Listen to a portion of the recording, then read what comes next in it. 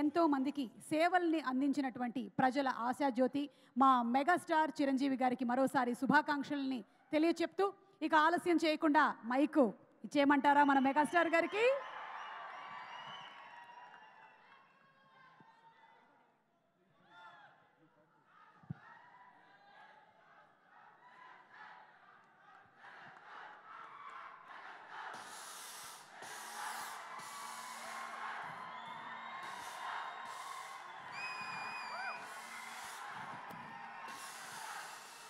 Thank you. అందరికీ నమస్కారం. మరీ ముఖ్యంగా మా కుటుంబంలో ఎవరి ఈవెంట్, ఎవరి ఫంక్షన్ జరిగినా సరే అది తమ ఇంట్లో ఫంక్షన్ లాగా ఉరకలైతే ఉత్సాహంతో ముందుకు వస్తూ మమ్మల్ని ఉత్సాహపరిచేటటువంటి మా అభిమానులకు ఎప్పట్లాగానే శిరస్సు వచ్చి నమస్కరిస్తున్నాను. Thank you so much. ఎప్పటికప్పుడు మీరు చూపించే ఉత్సాహం మమ్మల్ని ముందుకు నడిపిస్తుంటుంది. ఆ రకంగా మరొక్కసారి ఇక్కడున్న ప్రతి అభిమానులకు, అలాగే టీవీల్లో వీక్షిస్తున్న ప్రతి అభిమానులకు హృదయపూర్వక నమస్కారాలు తెలియజేస్తున్నాను.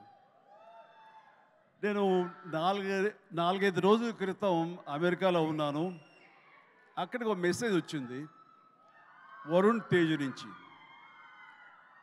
డాడీ నీతో ఏదో మాట్లాడాలి అని. సరే, అప్పట్లో డే అండ్ నైట్ రివర్స్ అవటం మూలంగా టైమింగ్స్ కుదరలేదు, మాట్లాడలేదు. జనరల్గా మాట్లాడాలి అని ఎప్పుడు మెసేజ్ పెట్టాడు. అనుకుంటే వచ్చేస్తాడు. నేను ఊళ్ళో లేను కాబట్టి తను రాలేకపోయాడు, మెసేజ్ పెట్టాడు. పెద్ద అర్జెంట్ ఉంటే మళ్ళీ తనే మెసేజ్ పెడతాడు కదా అనుకున్నాను. సరే, 3 days బ్యాక్ 2 days బ్యాక్ వచ్చేసిన తర్వాత మళ్ళీ ఫోన్ చేసి రావాలంటే ఏమై ఉంటుందని నాకు, ఎందుకంటే ఈ పిక్చర్ రిలీజ్ అవుతుంది, దీనికి ఒక ఈవెంట్ జరగబోతుంది అన్నది మైండ్లో లేక సరే రా అన్నాను. ఇలాగా మా ఫంక్షన్ జరుగుతుంది, ఈ సినిమాకి నువ్వు ముఖ్య అతిథిగా రావాలి. నాకు తెలుసు నిన్ను బయట వాళ్ళు పిలుస్తారు, నువ్వు వెళుతుంటావు, కొంచెం ఎంతో కొంత ఇబ్బంది ఉంటుంటుంది, అలాంటి ఇబ్బంది నీకు కలుగ చేయకూడదని చెప్పేసి ఎప్పుడు నేను అడగను.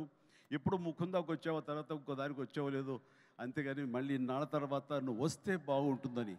ఎందుకంటే నీలాంటి వ్యక్తి, ఇంత గొప్ప హీరోస్, మన బార్డర్లో ఫైట్ చేసేటువంటి హీరోస్ మీద ఒక సినిమా చేస్తున్నప్పుడు దాని గురించి 10 మందికి తెలియజెప్పేలాగా, 10 మంది మోటివేట్ అయ్యేలాగా మీరు కనుక ఆ ఫంక్షన్లో పార్టిసిపేట్ చేస్తే ఆ యొక్క రీచ్ వేరు. రండి అని చెప్పేసి పిలిచిన వెంటనే ఇది గొప్ప అవకాశం నాకు. అది నేను రావడం వాళ్ళకి అవకాశం కాదు. ఇలాంటి గొప్ప సినిమా గురించి, ఇలాంటి గొప్ప హీరోల మీద తీసే సినిమా గురించి, మన బార్డర్లో ఉండే మన కోసం, మన రక్షణ కోసం, మన సరిహద్దులో ఫైట్ చేసేటటువంటి వారియర్స్ గురించి ఇలాంటి సినిమా తీసినప్పుడు దాని గురించి 4 మాటలు చెప్పడం అనేది నాకు దక్కినటువంటి గొప్ప అవకాశంగా నేను భావిస్తుంటాను. అలాగా ఈ ఫంక్షన్ రావడం అనేది నాకు నిజంగా చెప్తాను చాలా గర్వంగా ఉంది.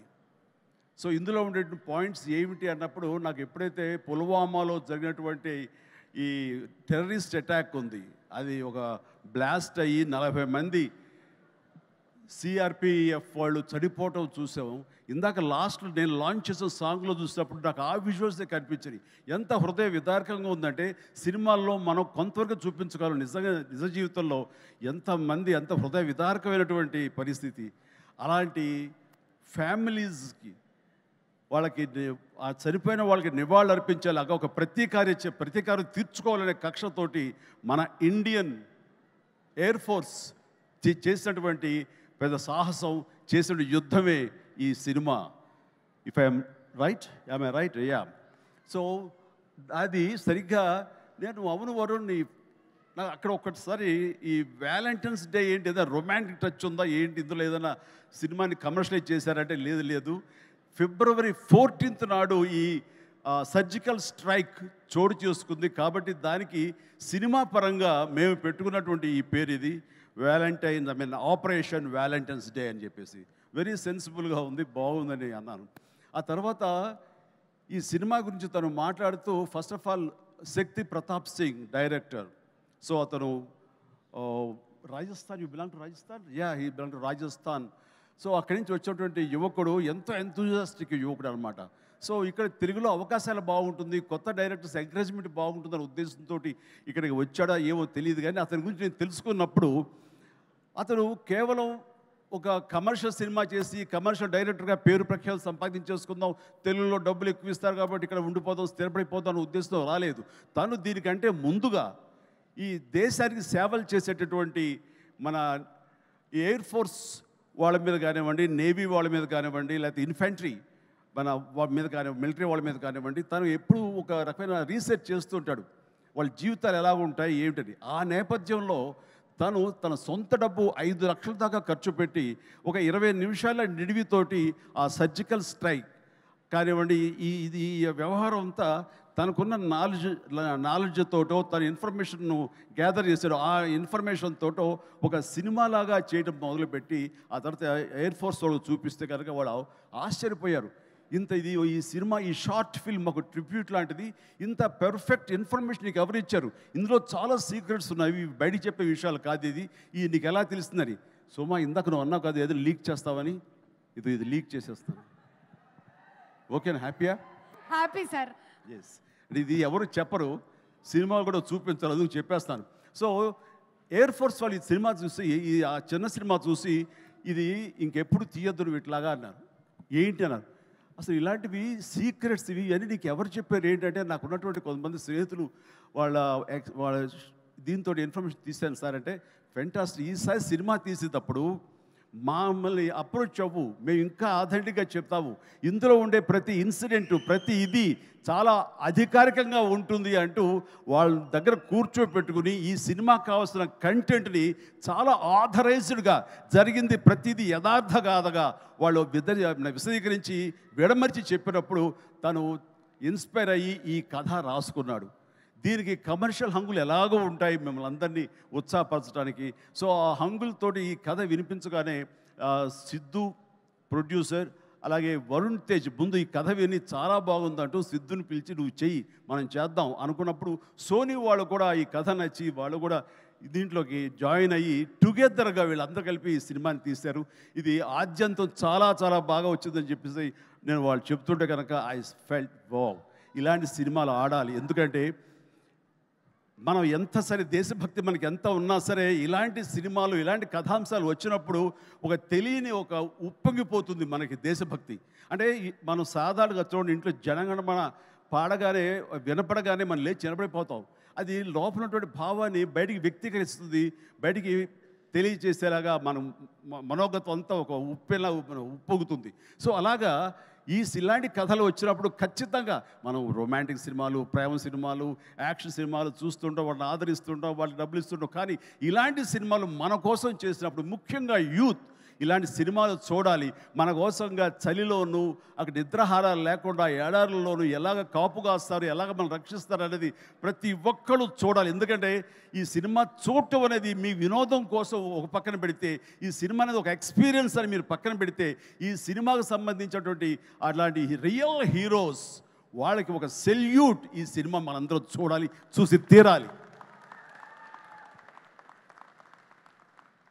అండ్ ఆ రకంగా ఈ సినిమాని ఎంతో రీసెర్చ్ చేసి చాలా ఆథెంటిక్గా తీయగలిగాడు అది శక్తి ప్రతాప్ సింగ్. సో అలాంటి శక్తిని నేను మనస్ఫూర్తిగా అభినందిస్తూ, ఇక్కడ ఇంకొక విషయం, శక్తి మన తెలుగు పరిశ్రమకి ఇంకొక చక్కటి మెసేజ్ ఇచ్చాడని నేను భావిస్తాను వ్యక్తిగతంగా. ఈ సినిమా రిలీజ్ తర్వాత హిట్ సూపర్ హిట్ అవుతుంది వేరే విషయం, బట్ ఈ సినిమా రిలీజ్కు ముందే హిట్ అయ్యేలాగా తను చేసేటువంటి ప్రొడక్షన్ వాల్యూస్ అంతా ఇంత కాదు. ఎందుకంటే ఈ సినిమా కేవలం 75 డేస్లో తను తీయగలిగాడు. అలాగే budget with in the rich, చాలా తక్కువ బడ్జెట్లో, రీజనబుల్ బడ్జెట్లో చేశాడు. ఎవరైనా ఈ సినిమా చూస్తే కనుక, ఈ రిచ్నెస్ చూస్తే కనుక, ఆ ఎక్విప్మెంట్ కానీ ఆ ఫ్లైట్స్ కానీ అవన్నీ కూడా ఫ్లై అయ్యేలా తీశారంటే అది నిజంగా వాళ్ళు విన్నటువంటి బడ్జెట్లో అది ఆషామాషి విషయం కాదు అది.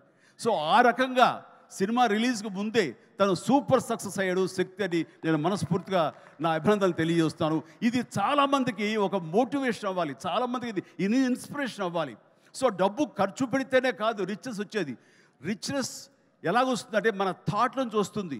ఎలా తీస్తే, తక్కువలో ఎలా తీసి ఎలా రిచ్గా చూపిస్తే అటు సినిమా రిచ్గా ఉంటుంది, ఇటు నిర్మాతలు బాగుంటారు, అన్ని రకాలుగా సినిమా ఇండస్ట్రీ ఫ్లరిష్ అవుతుంది. అది కూడా దృష్టిలో పెట్టుకోవాలి. ఆ రకంగా శక్తి ఈ మన తెలుగు పరిశ్రమలో యంగ్ డైరెక్టర్స్కి వాళ్ళందరూ కూడాను ఒక చక్కటి మెసేజ్ ఇచ్చాడని మనస్ఫూర్తిగా నేను భావిస్తాను, నమ్ముతున్నాను.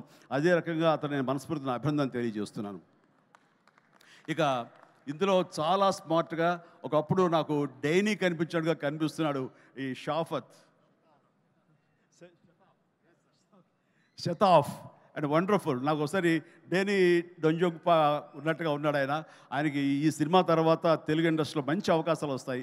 So all the very best. God bless, God bless. అలాగే ఇంకా నవదీప్ ఉన్నాడు. నవదీప్ చూసేగా మా ఇంట్లో రామ్ చరణ్, రాణా, వరుణ్ వీళ్ళలాగానే తను కూడా చాలా అల్లరోడు, కానీ చాలా సినిమా వరకు చాలా బుద్ధిగానే ఉంటాడు. అండ్ వాళ్ళ ఫ్యామిలీ అంతా నాకు తెలుసు, వాళ్ళ అమ్మగారు వాళ్ళందరూ కూడా నాకు బాగా పరిచయం. ఆ రకంగా మా కుటుంబ సభ్యుడిగా నేను భావిస్తుంటాను. ఈ సినిమాలో నాకు ధ్రువలో తన పెర్ఫార్మెన్స్ చాలా బాగా నచ్చింది ఈ మధ్యకాలంలో. అలాగే ఈ సినిమాలో కూడా చాలా చక్కటి క్యారెక్టర్ చేస్తుంటాను నేను భావిస్తాను. ఇంకా మంచి క్యారెక్టర్స్, ఇంకా నువ్వు వెరీ స్ట్రాంగ్ హీరోగా ఉండాలి నా కోరిక. అతను హీరోగా ఉన్నటువంటి ఆ లక్షణాలు అన్నీ ఉన్నాయి. బట్ వస్తుంది అవకాశం, చేద్దాం. అండ్ దెన్ నేను ఎప్పుడు టైం పాస్ అవడం కోసంగా చూస్తుంటే ఒక వ్యక్తిని తరచూ చూస్తుంటాను ఈ మీమ్స్లో. అరే ఏం మస్తు షేడ్స్ ఉన్నారా నీలో మస్తు షేడ్స్ ఉన్నాయరా, ఏమ్రా కమల్ హాసన్ లాగానే అనేది. సో మనిషి టాలెంట్ ఉంటే ఇది అంటారే అన్నం మెతుకు చాలు ఉడికిందా లేదని తెలియడానికి. ఆ రకంగా వీళ్ళందరూ వాళ్ళ టాలెంట్ని ఈ రకంగా వాళ్ళు చూపించుకుని నాలాంటి వాడి దృష్టిలో కూడా పడేలాగా ఉంది. అండ్ చిన్ననాటి నాస్టాలజిక్ ఫీలింగ్స్ నువ్వు చెప్పగలిగావు. I'm also so happy. నన్ను చూసి మీరు అంత ఆనందపడతారో, మీ ఫీలింగ్స్ చెప్పినప్పుడు, మీ చైల్డ్హుడ్ విషయాలు చెప్పినప్పుడు నాకు అంతే ఆనందంగా ఉంటుంది, అంతే ఇన్స్పిరేషన్గా ఉంటుంది. I'm really glad to hear that. So nice of you. And then ఇక హరిరామ్ జోగయ్య గారు టెక్నీషియన్స్గా పోలిస్తే వారు మాకు మంచి మిత్రులు. అండ్ వారికి నా అభినందన తెలియజేస్తున్నాను. అండ్ తర్వాత ఇక్కడ డిఓపి హరి గారు, వారికి కూడా మా బెస్ట్ విషెస్. ఈ సినిమా పెద్ద హిట్ అవుతుంది, ఆయన విజువల్స్ కూడా బాగుంటాయని నేను నమ్ముతున్నాను. ఆయన కూడా మంచి పేరు రావాలి. ఇక విజయ్ వీళ్ళందరూ, అలాగే ఓకే గాడ్ బ్లెస్. అలాగే సిద్ధు కూడా మంచి ప్రొడ్యూసర్గా ఎదగాలని మనస్ఫూర్తిగా కోరుకుంటున్నాను. మీరు చెప్పే దగ్గరకు వచ్చేదో కాదు. Good luck please. And then ఇక్కడ యంగ్ డైరెక్టర్స్ చాలామంది వచ్చారు, కరుణాకర్ ఇలాంటి వీళ్ళందరూ కూడాను ఈ సినిమాలో వాళ్ళ సినిమా అన్నట్టుగా భావించి వాళ్ళు చెప్పినటువంటి మంచి మాటలు, గుడ్ విషెస్ ఈ సినిమాకి బలంగా ఉంటాయి. ఇక అందరి గురించి చెప్పి నా బిడ్డ వరుణ్ తేజ్, చిన్నప్పుడు సరే అందరూ ఒకే చోట తిన్నాము, ఒకే చోట పెరిగాము, ఒకే చోట పడుకున్నాము. వాళ్ళ జీవితం అంతా నాతోటే. అండ్ వాళ్ళు ఏది అవ్వాలని సరే వాళ్ళని అది అవ్వనివ్వకుండా చేశానేమో. రోజు నేను మేకప్ వేసుకుని నా సినిమాలు చూస్తూ, నా ఇంట్లో కాస్ట్యూమ్స్, మేకప్ ఇవన్నీ చూసి వాళ్ళు ఇంకో రకంగా ఆలోచించలేకపోయారు. అందుకనే వాళ్ళకి ఏం చేయాలా అన్న ఆలోచన ఒకవేళ చదువు అయిపోయిన తర్వాత యాక్టర్ కాక ఇంకెందుకు మనం అనేది అనుకున్నారేమో. నా దగ్గర చెప్పగానే నేను ఇలాంటి వాటిలో చాలా ఎంకరేజ్ చేస్తాను. ఎందుకంటే film industry the best film industry. నేను దీన్ని చాలా గౌరవిస్తాను. ఇది కళామ తల్లి అని నేను భావిస్తుంటాను. మనం ఎంత గౌరవిస్తే ఆ ఫిల్మ్ ఇండస్ట్రీ మన అంతగా ఆదరిస్తుంది, హక్కును చేర్చుకుంటుందని బలంగా నమ్మేవాడు నేను.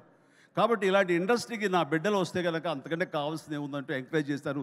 వచ్చిన దగ్గర నుంచి నన్ను ఇన్స్పిరేషన్గా తీసుకున్నాడా, ఇంకెవరిని తీసుకున్నాడో ఏమో కానీ ఈ పరిశ్రమకు వచ్చిన తర్వాత నుంచి నన్ను ఫాలో అవటం లేదు ఎప్పుడు. అది గుడ్. నేను దాన్ని హర్షిస్తాను. తను ముందు నుంచి కూడా చేసిన ప్రతి cinema different genre.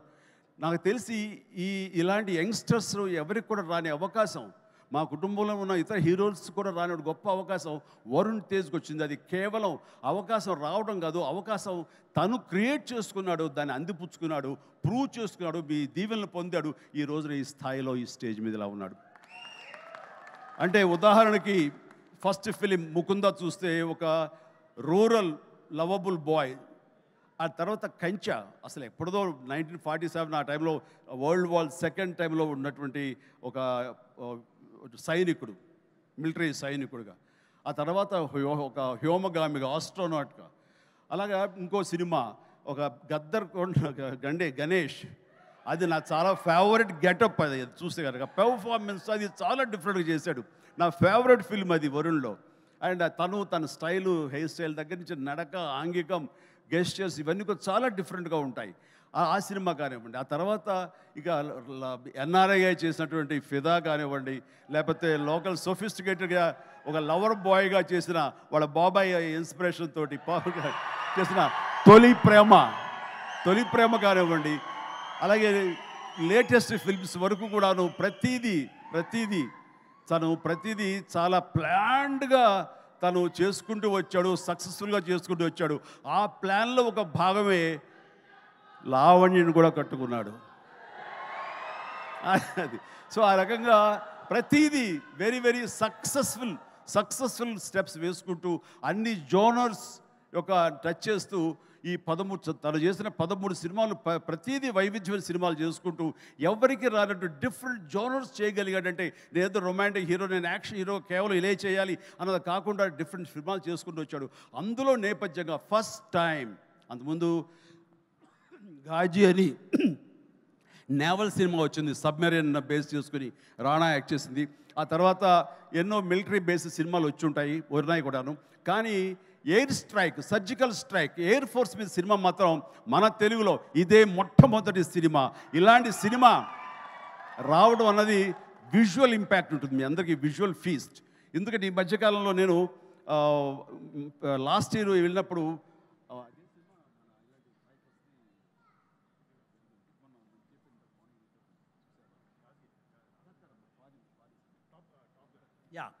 Top gun cinema చూశాను. టాప్ గన్ సినిమా చూసే ఇంత బాగా మనం చేయగలమా, ఎంత బాగా చేశారు అండ్ అంటూ నేను చాలా ఆశ్చర్యపోయాను విజువల్స్కి. అది 1 year బ్యాక్ చూసిన సినిమా అది. ఈరోజు చూస్తే కనుక మనలో మన తెలుగు వాళ్ళు, మన వరుణ్ తేజ్, మన సిద్ధు, మన శక్తి వీళ్ళందరూ కలిపి అలాంటి సినిమాని ఇక్కడ ఈజీగా చేసి అవతల పడేశారంటే టాలెంట్ అనేది ఎవడబ్బ సొత్తు కాదు, మనం కూడా ఆ స్థాయిలో ఉన్నాము. ఆ స్థాయిలో ఉన్నావు అనేది మరొక్కసారి ఈ సినిమా ద్వారా నిరూపించబడుతుంది. ఇలాగే వండర్ఫుల్గా చేశారు వాళ్ళందరూ. అండ్ ఈ రోజున అలాంటి విజువల్స్ తోటి సినిమా చూడలేదు ఒక వండర్ఫుల్ ఒక ఎక్స్పీరియన్స్ ఇది నేను అనుకుంటున్నాను. ఆ ఎక్స్పీరియన్స్ ప్రతి వాళ్ళు అనుభవించాలి, ప్రతి వాళ్ళు చూసి తెరాలి. అది నాకైతే మాత్రం March 1st ఎప్పుడు చేస్తుందా, ఎప్పుడు చూద్దామని అన్నీ కుదిరితే కనుక ముందు రోజు చూపిస్తానని భావిస్తాను నేను. ఓకే చూద్దాం. బట్ ఇలాగా ఈ సినిమాకి పనిచేసేటువంటి ప్రతి ఒక్కళ్ళు, అలాగే మ్యూజిక్ అవకాశం ఎంత ఉందో తెలియదు కానీ మంచి ఆర్ఆర్ తోటి అద్భుతంగా చేయగలడు mayor, Vicky J mayor. And of course ప్రతి ఒక్కరికి ప్రతి టెక్నీషియన్స్కి నా హృదయపూర్వక అభినందన తెలియజేస్తూ ఈ సినిమా పెద్ద హిట్ అవుతుంది. ఈ సినిమాని హిట్ చేయటం అనేది తీయటం వరకు వాళ్ళ బాధ్యత. హిట్ చేసి ఆ రకంగా మన సైనికులకు నివాళులు ఇవ్వాల్సింది, ట్రిబ్యూట్ ఇవ్వాల్సినటువంటి బాధ్యత, వాళ్ళకి సెల్యూట్ చేసిన బాధ్యత మనందరి మీద ఉంది. జై హింద్.